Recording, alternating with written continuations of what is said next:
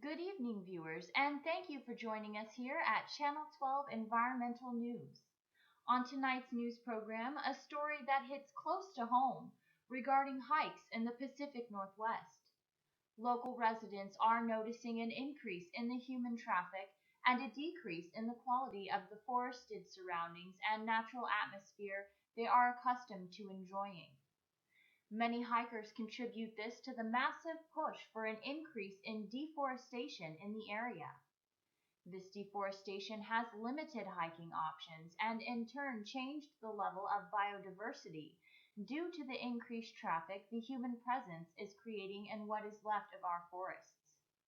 Deforestation has caused significant decreases in population of what used to be recognized as common animals, from woodpeckers to even deer.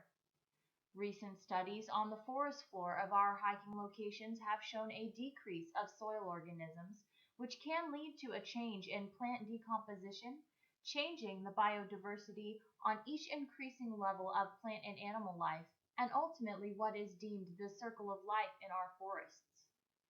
The most recent local study has brought us to Merrill Lake, a cherished local hiking destination. There is evidence of a decrease in insects due to clearing of trees and other plant life, which has led to a decrease in food supply for other animals, such as aquatic creatures. These changes have continued up the food chain all the way up to larger animals, such as wolves and bears. Even further, visitors to this and other hiking sites are accumulating trash that is not biodegradable and bringing another level of disruption to these once beautiful and seemingly untouched sites. In short, this decrease in hiking options and increased traffic is affecting animals large and small, from the ground level to the canopy of our forests. This issue has brought our local community to face the fact that nature hikes are much less enchanting when nature is disrupted by an abundance of human impact. We have our very own environmental reporter Camille live with us tonight to tell us more about the challenges we are facing here. Good evening, Camille. How are you? I'm doing well, Lori, thank you. Tonight's news features a story very close to home regarding not only our forests, but also specific species here in the Pacific Northwest. The Center for Biological Diversity released an announcement that two Pacific Northwest salamanders are moving closer to the Endangered Species Act protection. These two salamanders are only found here in Washington and Oregon. The center first petitioned for these species, the Cascade Torrent salamander and the Columbia Torrent salamander, in July of 2012 due to habitat loss related primarily to lodging and roads, but also to other factors which were threatening them with extinction. How is this relevant to our viewers? The Pacific Northwest has an abundant and vast terrain of forests, which are home to many species like these two salamanders. When externalities like human impact, climate change, and deforestation occur, this forces many species to either adapt or run the risk of possible extinction. Many forests continue to face the threat of either deforestation or fires here in the Pacific Northwest, and our forests provide ecosystems and different services which are indispensable to our survival. For instance, forest plants filter pollutants and purify water as they take it up from the soil and release it into the atmosphere. The carbon storage which forest provides also limits climate change. Aside from those benefits, forests do provide many economical resources like plants that can be used for medicines, dyes, and fibers, animals, plants, and mushrooms for food, and of course, wood from trees. However, the increased demand for wood and paper products, as well as the need for open land for agriculture, has led to more deforestation. The deforestation has major impacts not only for inhabitants like these two salamanders, but for humanity as well. It is now more than ever important to protect our forests and their inhabitants to ensure biological diversity and sustainability for our future generations. This is Camille reporting to you live here in the Pacific Northwest. Now back to you, Lori. Thank you, Camille, for checking in with us. All of the information Camille has brought to the station tonight has been wonderfully informative on a local level and has also given us a glimpse of similar issues experienced on a global level. These global issues may seem to be far from the doorsteps of our local hikers. However, there may be more of an impact on our residents and our neighbors than some may think. Here with us tonight, we have an environmentalist, Woodsy Bark, with the U.S. National Forest Service, to give us insight on the bigger picture. How does globalization affect these same environmental issues? Thank you for joining us tonight, Woodsy.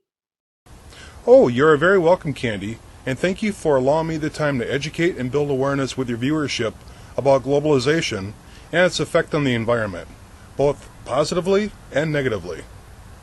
So I'm guessing most of you are wondering what the heck globalization is or really means, right? Well, here's a short sleeve definition.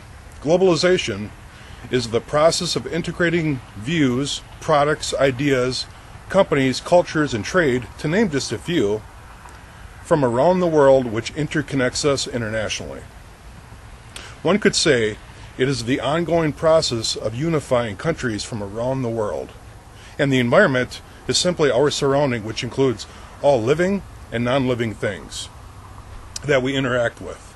So to put it all together, environmental globalization is essentially the way the world affects our backyard.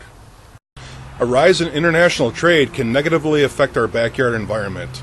As developing countries evolve and mature, their consumption of natural resources and raw materials grow in unprecedented quantities. Those countries will seek out and find needed natural resources wherever they are most prevalent, like timber is here in the United States now that we enjoy a resurgence in forestation. However, globalization can dramatically affect that progress by bringing international demand to the local market with significant capital incentives to cut down trees on private and potentially public lands. This industrial harvesting becomes very disruptive in the biodiversity and natural ecosystems, forcing many organisms and animals to shrink in numbers, like the spotted owl, or even worse, extirpate. Conversely, globalization upside is when countries from around the world organize together and help and support the environments in developing countries. For instance, Norway has offered millions in financial incentives to Ghana, who is a poor developing country in South America, to maintain and protect their precious and carbon-absorbing old-growth rainforests in lieu of timber extraction to the highest bidder. Or the formation of REDD, reducing emissions from deforestation and forest degradation, which has been formed by the globe's richer nations to support and conserve forest lands. These are just a few pros and cons to globalization affecting the environment. Now, sending it back to you, Candy. Thank you, Woodsy, for your time and expert insight. I'm sure our viewers will agree that it was truly clarifying. The challenges with forest management and deforestation is clearly damaging our local resources. Channel 12 News is teaming up with the U.S. National Forest Service and looking for help from our viewers to make a difference in how our forests are managed.